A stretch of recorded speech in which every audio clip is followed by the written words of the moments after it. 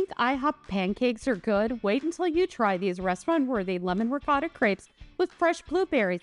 It's easier than you think to make an elegant brunch or lunch. Pantry staples plus 3 special ingredients equals brunch magic. Now, our secret for making super smooth batter is to mix together the wet and dry ingredients separately first.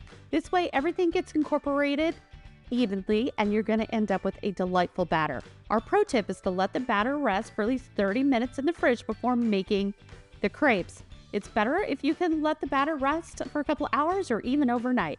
Then you are going to pour and swirl your batter into a skillet.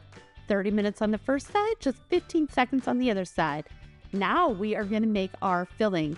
In a blender, we are going to combine sugar, ricotta, lemon juice, salt. This is the secret to IHOP's creamy filling, is mixing these all together in your blender. Next, we are going to fill the crepes up, roll them like a pro, and upgrade your brunch game with these restaurant-worthy crepes and save this recipe. Your weekend needs it. And if you love copycat recipes, come to copycat.com.